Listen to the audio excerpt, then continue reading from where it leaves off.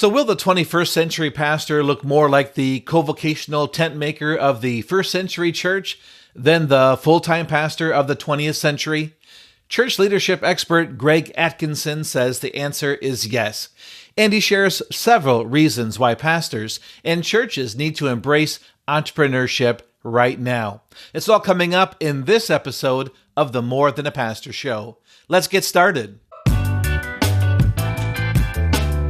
Hey, what's up, my friend? Welcome to the More Than a Pastor Show. I'm Rich Avery, your host. This is the show where we help pastors, missionaries, and other ministry leaders to grow your income and build financial security. We want to help you take your skills, experience, and ministry know-how and leverage them into sustainable income outside the church through a business or a side hustle that's right for you so you can serve God and provide for your family no matter what. Hey, thanks so much for joining me today. It's really great to see you. Hope you're having a great week so far. If you're new to the show, you can learn more about me, get the show notes for today's episode, and download some free resources to help you grow your income and build financial security. It's all over at my website at morethanapastor.com/59 for episode 59. Question: have you been thinking about starting a business, but you're not really sure if it's right for you or if you've got what it takes? If that's you, I want you to have a copy of my free guide. It's called How to Know If Starting a Business is Right for You. In it, I share the 12 signs that you might be ready to start your own business, and I share the 3 most important things every pastor needs to build and grow a profitable business today. You can get your free copy at morethanapastor.com/biz. That's morethanapastor.com/biz. I'm so excited to have Greg Atkinson on the show today. Greg has been in ministry for nearly 30 years. He's the founder and CEO of Worship Impressions, the First Impressions Conference, the Entrepreneurial Church Conference coming in 2024, as well as the co-founder of the Social Media Church Conference. Greg is an entrepreneur, best-selling author, speaker, leadership and life coach, and consultant. He has worked with churches of all stages and sizes, including some of the largest and fastest growing churches in America, and with businesses, nonprofits, and organizations. In our conversation today, Greg and I talk about how he began to leverage his ministry skills into creating resources to help pastors and churches, and how those resources have generated multiple streams of income for him. I also asked Greg for his thoughts on what the future of the church will look like over the next 5 to 10 years and beyond. His answer may surprise you. And he takes us into the backstory behind his new book, The Secret Power of Kindness, which is available for pre-order on Amazon starting today. And we explore why the message of kindness is needed in the church and in our world now more than ever. To learn more about Greg, you can visit gregatkinson.com. I'll put the links to his website and his contact information in the show notes. And now, let's get to our conversation with Greg Atkinson. Greg Atkinson, welcome to the More Than a Pastor Show. Thanks for having me. Oh, so glad to have you today. And I can't remember how long it's been since I had discovered you, I think, on Facebook through other people who were connected with you. And when I first learned about you, Greg, it was about your work in the first impression space. And I know that you've had your hand in a lot of different things in the church world and business world over 30 years of ministry and organizational leadership. Maybe if you can tell us a little bit about who you are and what you do, and is the first impression space like your favorite part of ministry? Yeah, well, I started February of 1994, so coming up on 30 years in ministry, served in a number of church staff roles. I was a worship leader for 11 years. And then I went off of church staff to start my first business in 2005. I started Worship House Media, which is a company that still exists, and people buy media and resources and countdowns and videos from it. And then I wanted to go back on a church staff, but I didn't want to be the upfront guy leading music anymore. So I was behind the scenes at a mega church as a technical arts director, producer. So I was over all sound, video, lights, production. I enjoyed a lot of that. I also enjoyed leading worship. I love leading worship. And then for 6 years, I was a campus pastor at a multi-site church and was over everything except for regularly preaching. I did preach, I just wasn't the regular teacher because it was a video venue. So I oversaw the campus, the staff, and really enjoyed that because it allowed me to pour into teams and staff and basically run everything, lead everything, just not the burden and weight responsibility of teaching every week. So that was a great role. And then I stopped doing that in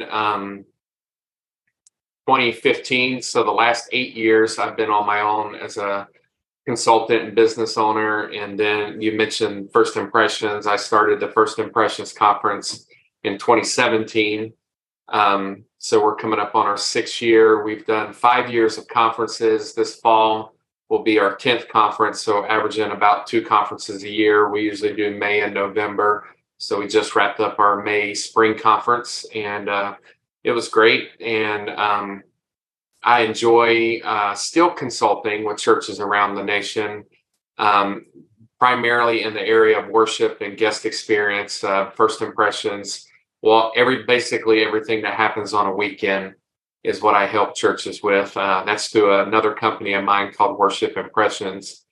But the First Impressions Conference has been a blessing to resource and equip and help people get better at that first impression when a guest visits. And so that's been really rewarding to do. And then, as you and I had talked about previously, I'm now starting a new conference for entrepreneurs called the Entrepreneurial Church Conference, or branded short way as Entre Church. And eventually, I don't think there's a website there now because I know we haven't built it, but eventually there will be entre.church or entrechurch.com. But so you don't have to spell out the long Entrepreneurial Church Conference, because I always seem to misspell entrepreneurial. But we're going to come alongside pastors, help them create and generate extra income, which I know you're passionate about, as well as let them be a resource for business leaders and entrepreneurs in their community.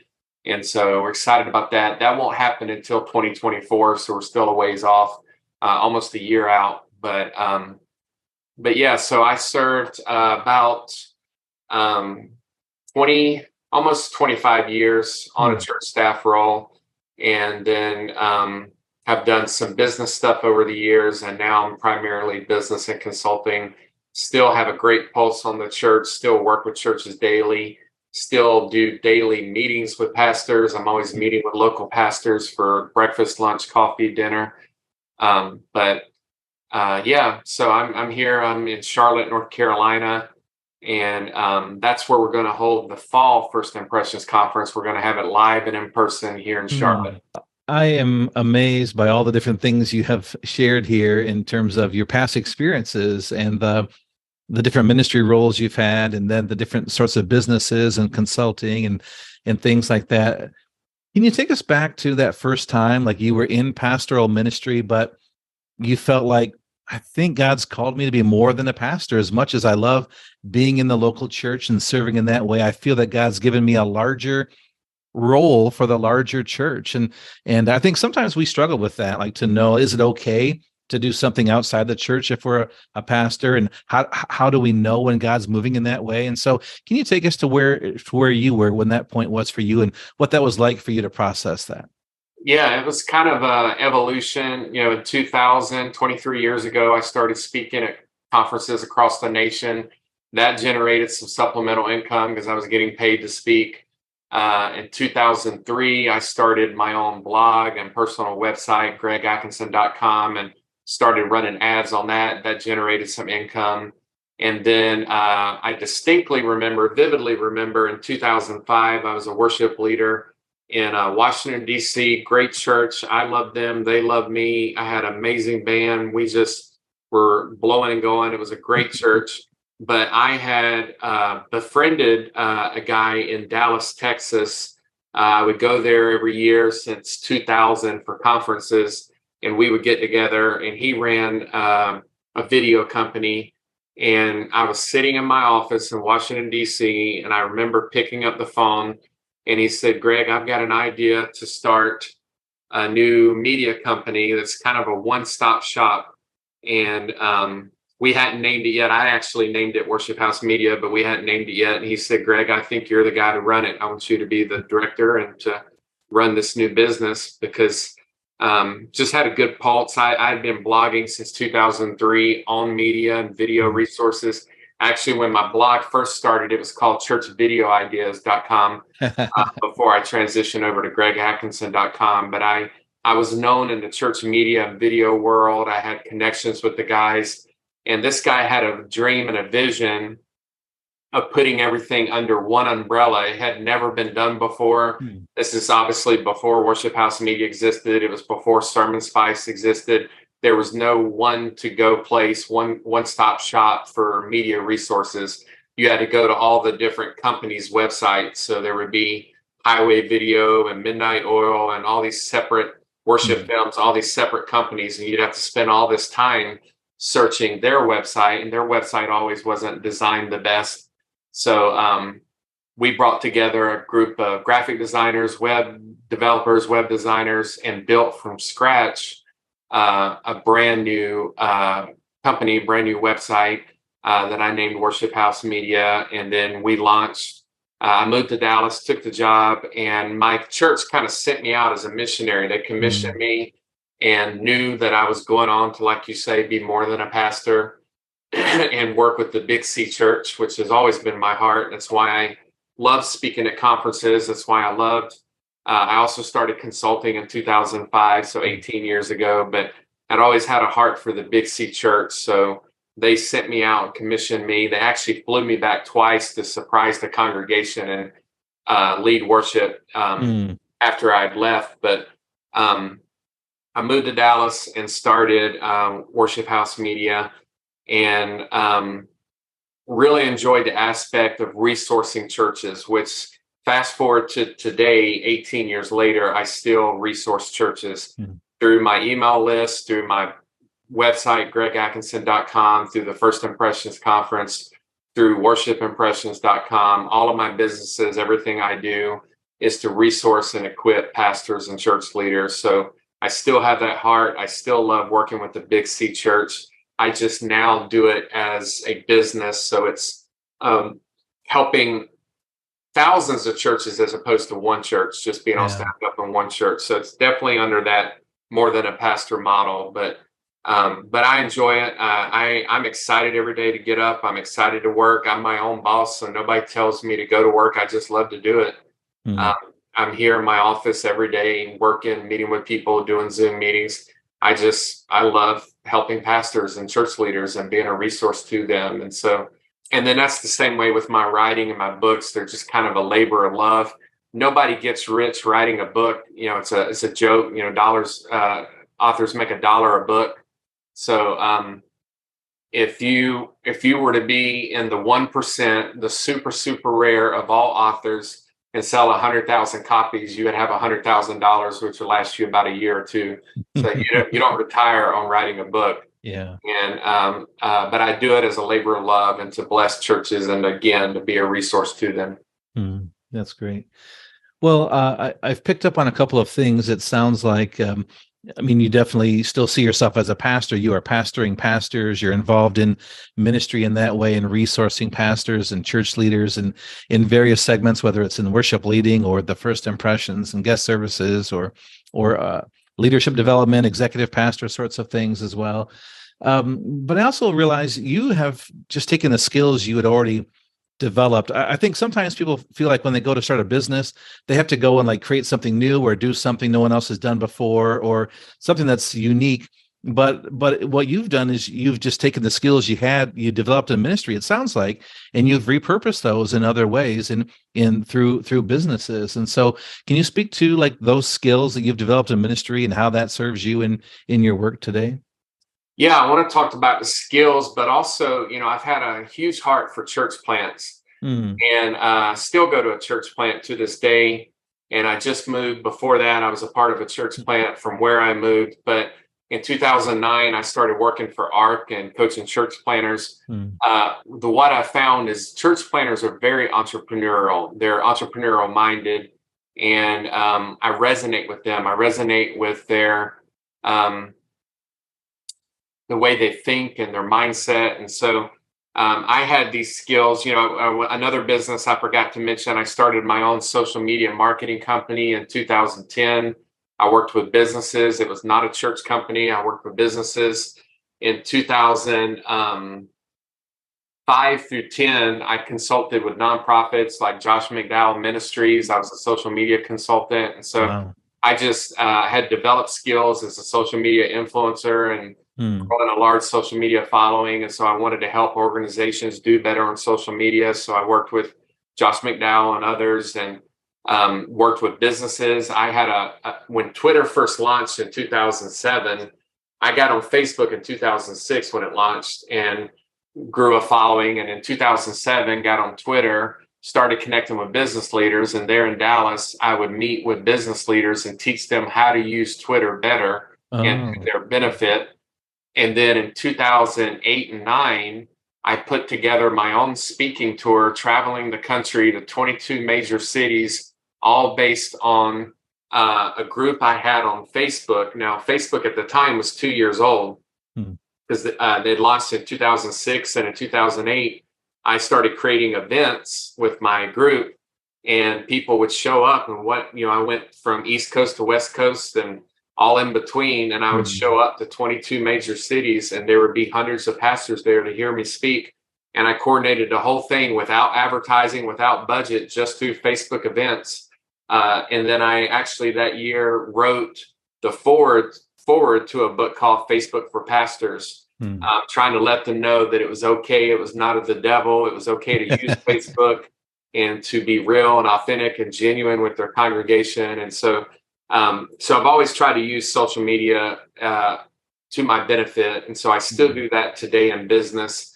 I ran, at one point, I was the editor for Christian Media Magazine, because, again, I had a background in media.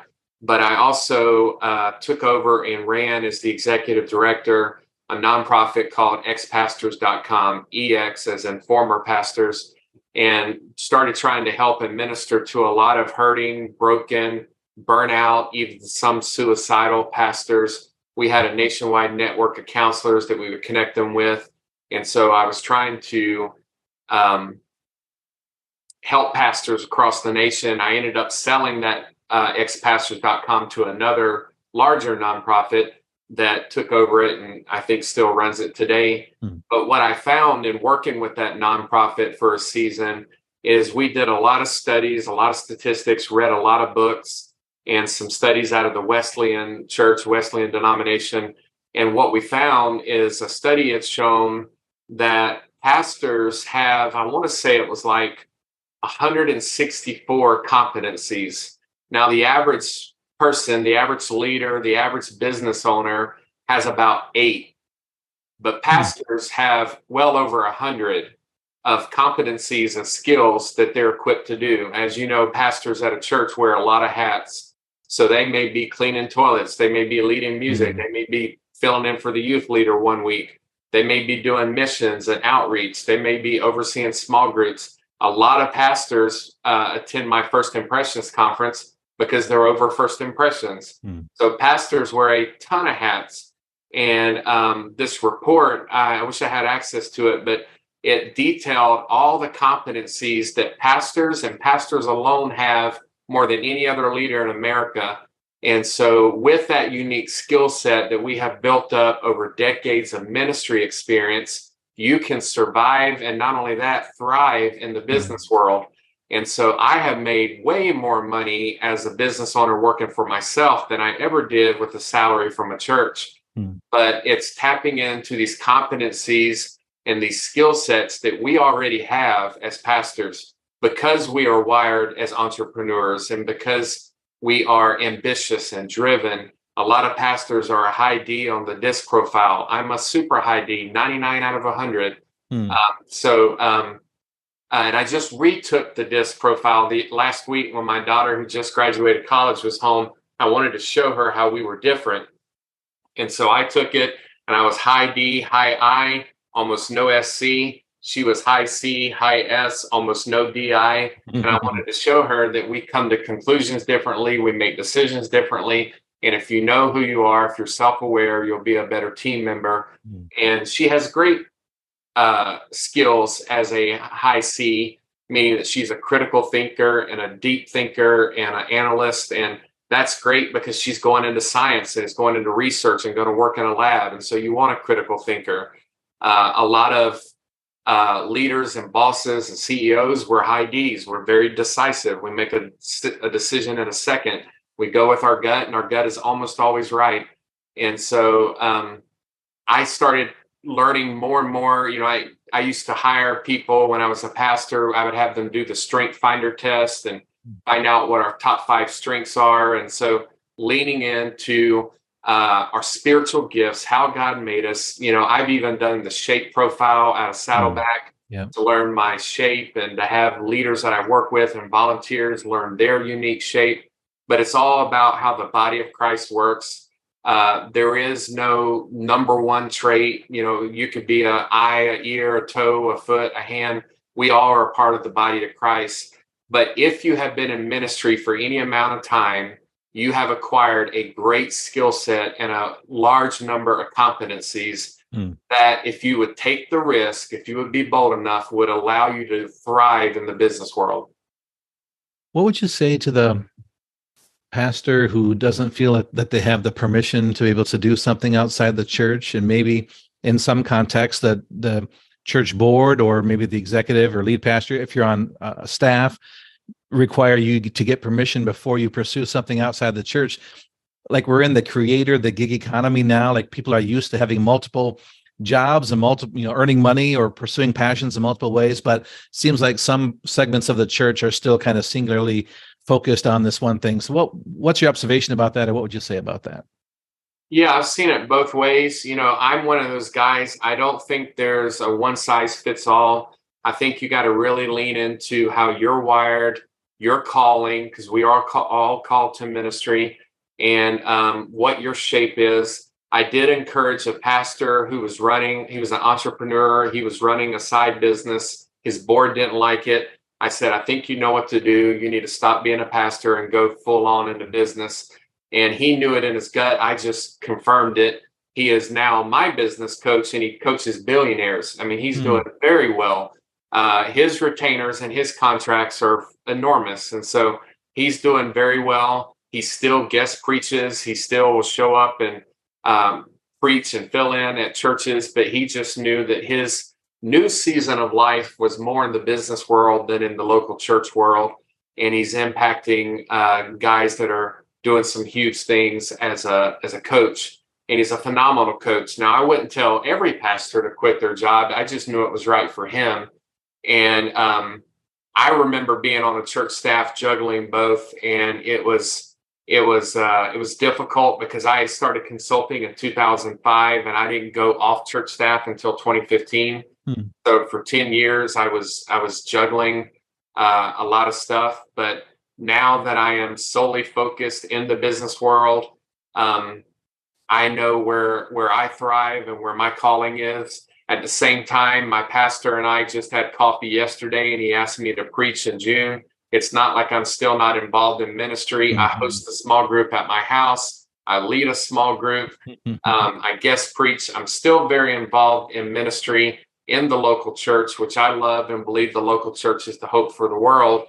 But for me, it's been a beautiful season these last 8 years to lead a business and run a business and scale a business. And then now starting a new conference, and I'm actually going more into coaching, and I'm starting new coaching networks for business leaders here in the Charlotte region, Charlotte area. But I don't want to give a one size fits all, because some people are totally content at their local church. And if that's where God wants them, that's where I want them to be. When I consult with churches, I always say, don't do what God says, not what Greg says. So if God's telling you to stay, stay. But if God's telling you to go out, and the only thing that's keeping you back is man-made fear, then I would encourage you to bring that fear to Jesus, to face it head on, and to take a bold leap out and a bold step out into a new world and a new way of making income. I also know pastors that do both, meaning they have a job, and one pastor I know has 3 jobs, and they don't take any money from the church. So they have no salary from the church. They just they're supporting the church through their work. As you know, Rick Warren takes no salary and paid back his salary. Yeah. And so you can absolutely do ministry for free. If your calling is to preach and you don't want to give that up, but you also don't want to be a burden, because most churches in America are 200 people or less, or small churches. If you don't want to be a burden on your local church, then you could work or run a business, even a home business like I do, a remote business here in my home office, doing stuff over Zoom. You could run a remote business. You could run an online store on Etsy or Amazon. There's all kinds of ways to make money online, but you could do something that supports your family so that the small church doesn't have to come up with your salary. Yeah. So there's a lot of ways to cut it up. I don't want to give any one direct answer, because that would not be appropriate, because I don't know how God is leading someone. But I do know that you can do it if God's calling you to do it. And when I stepped out and started my business, there's no lying. You miss a salary and benefits when you first launch out and you're an entrepreneur. But then as you get going and you realize the freedom that you have, that there's no cap, because a salary is a salary and it never increases. Yeah. Whereas when you're running a business, there's no limit to how much money you can make. And that allows me to give more. And I have been able to, in my new book, I talk about generosity. I've been able to give more than ever now working on my own than when I had a fixed salary. Where do you think the future, what do you think the future of the church looks like the next 5 to 10 years, as we're coming out of the COVID years, but we're seeing, some would call it a mass exodus of people leaving churches? It was first thought to be maybe it's the millennials and Gen Z, but it seems like it's all generations now. So as you've been involved in leadership in the church for so many years and have your fingers on the pulse of what's happening with church leaders right now, what do you think is going on? What do you think it's going to look like the next 5 to 10 years? And does your Entree Church conference, does that play into where you think the future is going? Could you speak to that? Absolutely. That is the reason I'm starting the Entrepreneurial Church Conference. I think in the future, just like it was in the past, pastors, more and more pastors, the majority will be bivocational. I think, like Paul in the Bible, we will be tent makers. We'll have to come up with our own income. I think there'll be more and more micro churches, house churches, small churches led by bivocational pastors or tent makers. I think the future for the church, and I said this to a friend 7 years ago, I said, I want to start offering online courses for pastors on how to create income, how to supplement their income, how to run a business. And he was like, oh man, that he didn't have his pulse on the church, and he discouraged me, but I'm still doing it 7 years later because I see the need. And so, and at that time, 7 years ago, I bought pastorhustle.com because I knew pastors were going to need to have a side hustle. And now, as you said, coming out of COVID, churches are in a worse state than pre-2020. So there's smaller attendance, smaller giving, smaller engagement. My consulting business that I used to do going out on weekends has taken a hit. I go less than I did before COVID because the churches that would bring me in are now smaller, less people, and have less money to spend, less giving.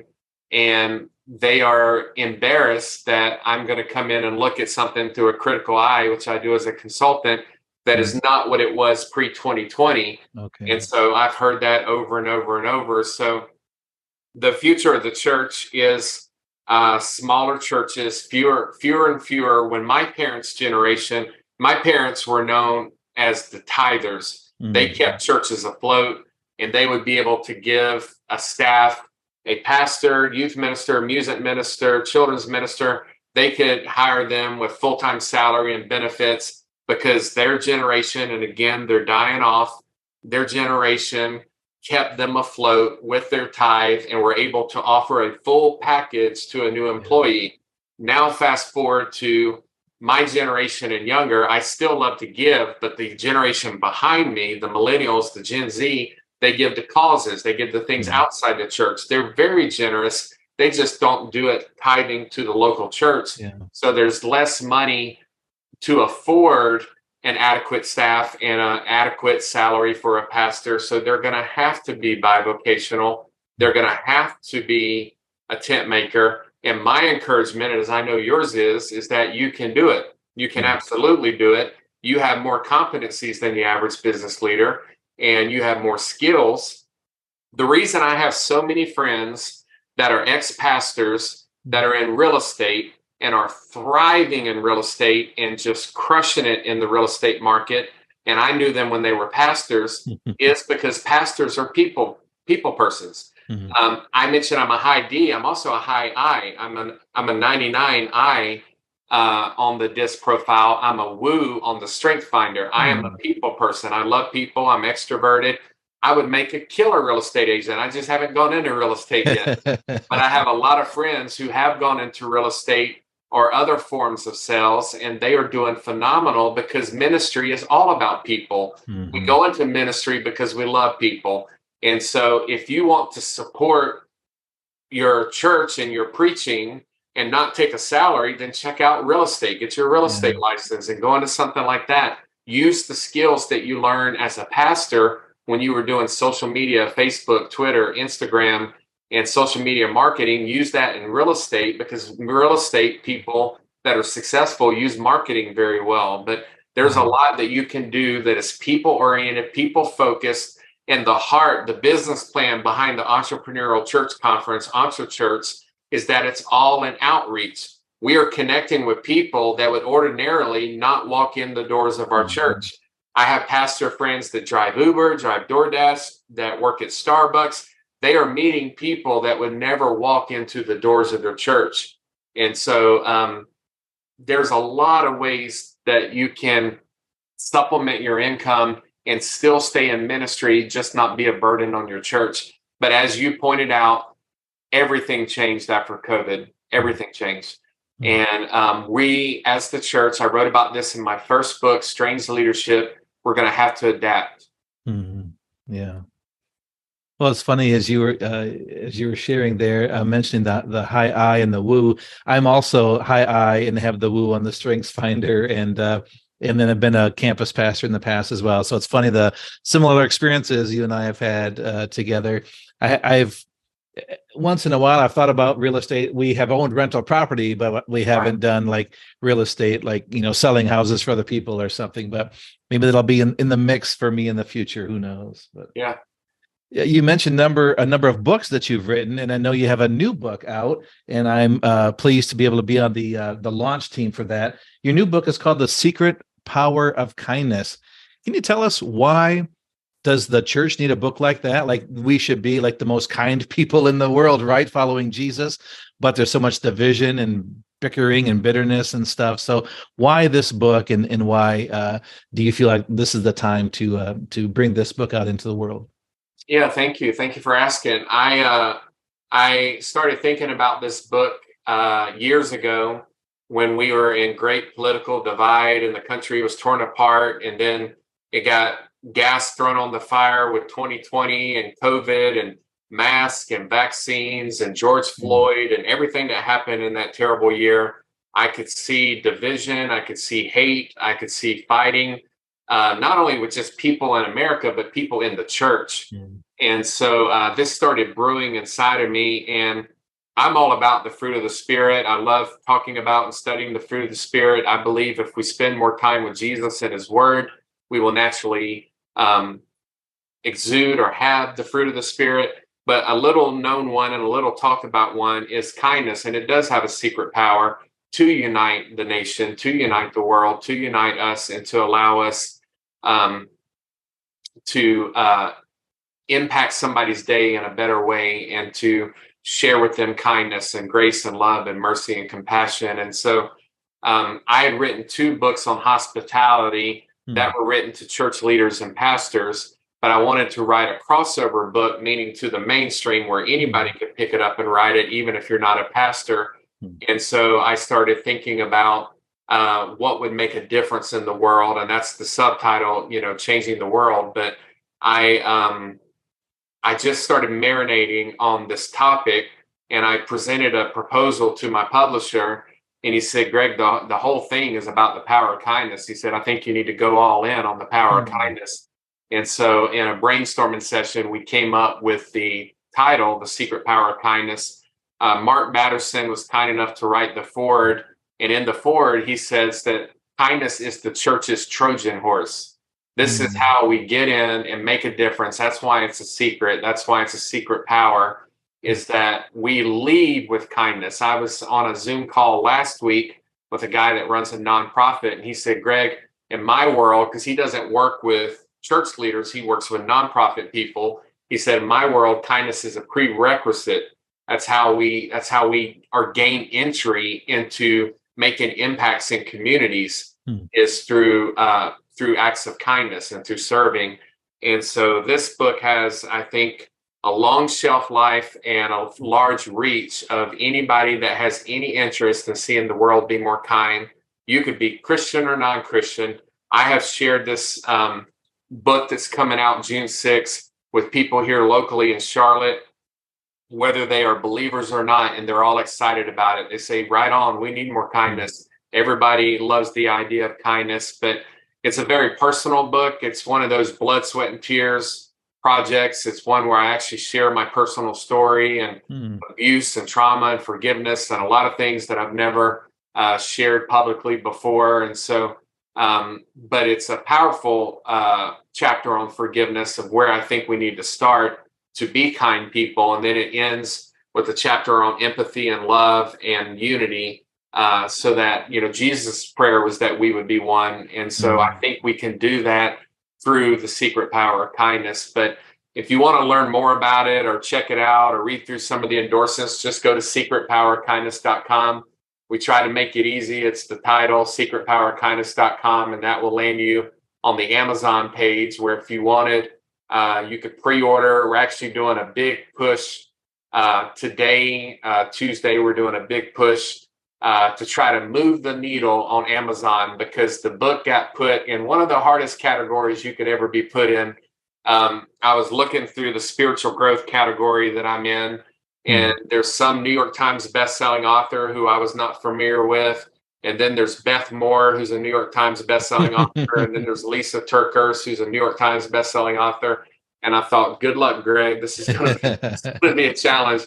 But we want to spread this message of kindness, start a kindness movement. And as I said, you don't ever go into writing a book for money. It's not about money.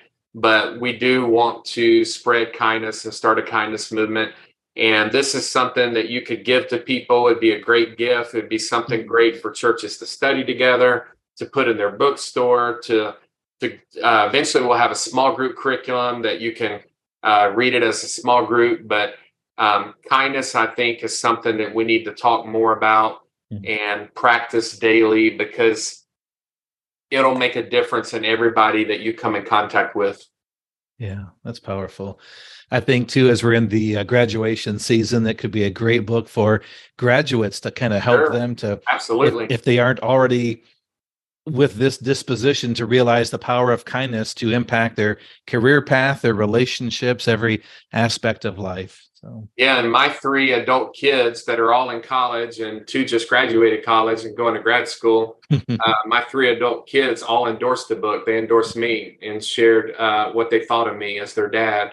And then my 3 best friends from college that have known me 30 years endorsed the book. And they share stories from 1993 of me doing kind acts. And so it's got a lot of personal backing, as well as amazing people that have endorsed it. But we're excited to get the message out. I'm not perfect. I'm not the expert on kindness, but I believe in it and I want to see more of it.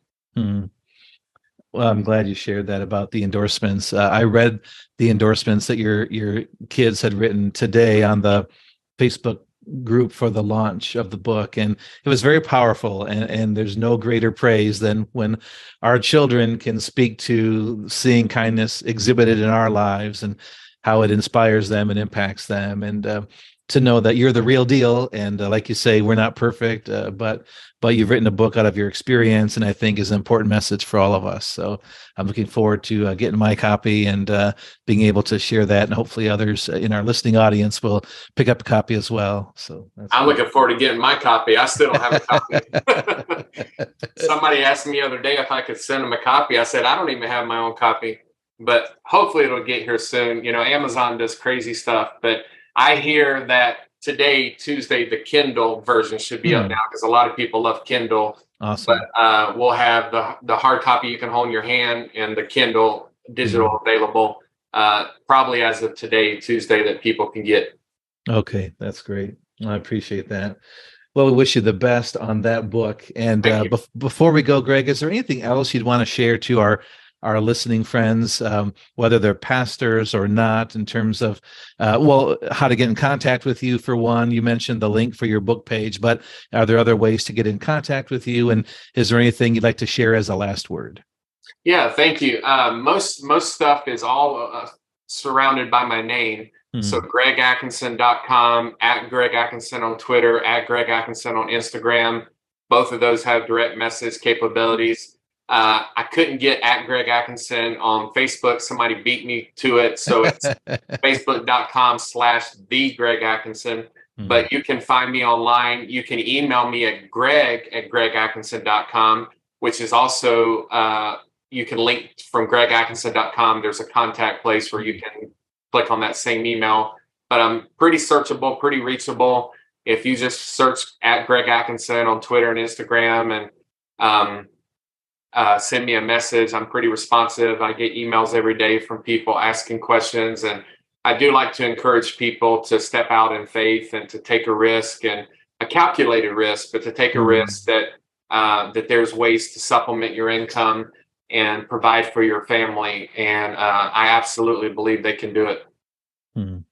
Well, thank you so much, Greg. I'll be sure to put the links to those in the show notes. So if you're driving or on the treadmill or whatever, don't worry. Just go to the show notes page and you'll get the links for the ways to contact Greg. Greg, thank you so much for being on the show today. Really appreciate you. We're excited about your new book. We wish you the best. And we'll look forward to hearing more about the Entre Church event next year as well. I hope to have you back on to talk more about that as you get more details on that. So thanks so much for being here today. Let's do it. Thank you. Wasn't Greg great? Personally, I'm inspired by all the things he's launched over the last 20 years or so, and the impact and the income that these have generated for him.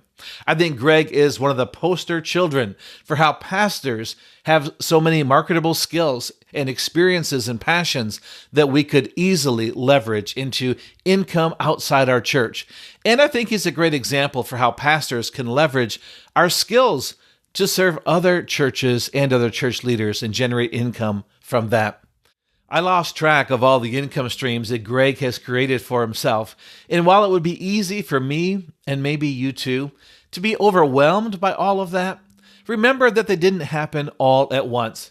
Greg started with just one thing. There was one aspect of church ministry he wanted to get involved with. There was one problem he wanted to solve, one group of people he wanted to serve, and he started there.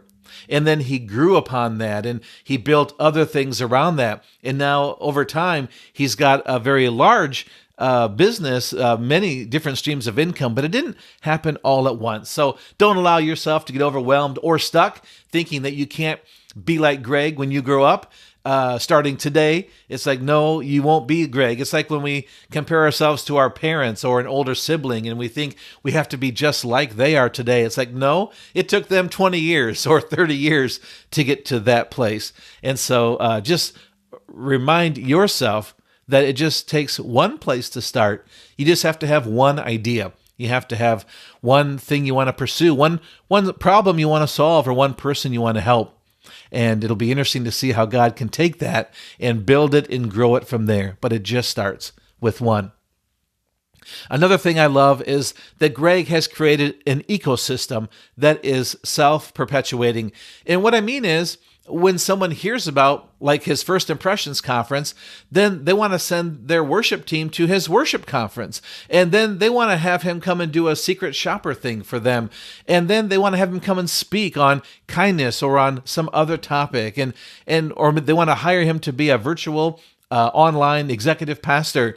And so Greg has not pursued 10 things that go in different directions, but he has pursued 10 things that can build upon each other. They can become self-perpetuating. And when one person wants to tap into one resource that Greg has, they might be interested in the other ones as well. So I think that's a helpful thing for us to remember, especially if we're beginning to pursue entrepreneurship and create income outside our church, is to look for things that can build upon each other, not just pursue things out in different directions that maybe don't interrelate to each other. But there's power. There's the power of focus. There's the power of energy. There's so many good things that can happen when we can focus our energies and our time and our resources on things that can self-perpetuate or self-feed or build off of each other. And I think that is a great way to go if you're starting out to have that in mind as you are building your business. And isn't Greg's book on kindness so needed in our culture today and in the church? I do believe that many of the reasons why people are leaving their church and the church today are centered around the issues of kindness and Christ-likeness, or actually the lack thereof in the lives of many Christians and expressions of many churches.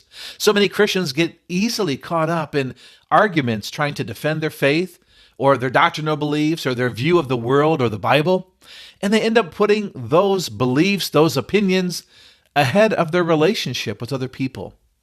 People who may hold differing views, or people that are in their own family even. There's so much divisiveness, there's so much argumentation in our culture today, and people get it from politics, they get it from the media, and then they get it from the church. And we can end up sounding arrogant, judgmental, holier than thou, and even mean. But meanwhile, the fruits of the Spirit are love, joy, peace, patience, kindness, goodness, faithfulness, gentleness, and self-control. What if the church led with the fruits of the Spirit when we are engaging our culture, when we are engaging people who maybe have different beliefs, different opinions, different viewpoints, even within the family of faith? Why don't we lead with those things? So I think Greg's book is needed now more than ever, and I'm looking forward to getting a copy of it myself, and I hope you'll take the time to do that as well. And again, it's available today. You can pre-order it starting today on Amazon.com or wherever it is that you get books. Hey, before we go, if our conversation with Greg got you thinking more about how to grow your income and build financial security for your family, again, I would love for you to download a free copy of that resource I put together, How to Know If Starting a Business is Right for You.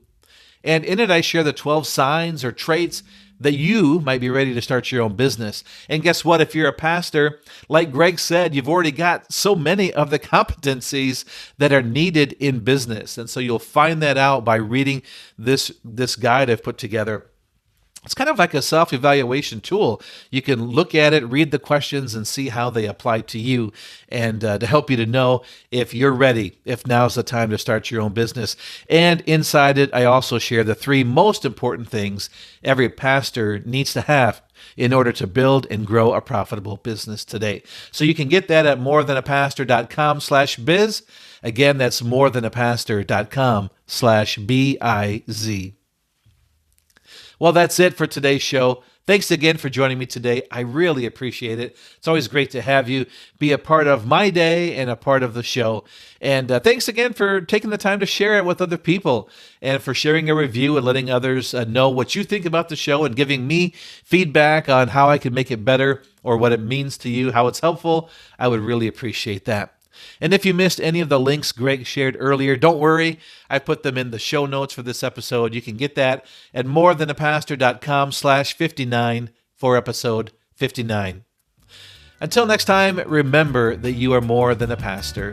Saying yes to God's call doesn't mean you have to say yes to feeling stuck, broke, or unfulfilled in your life in ministry. Let's work together and help you create the life, impact, and income that you were made for.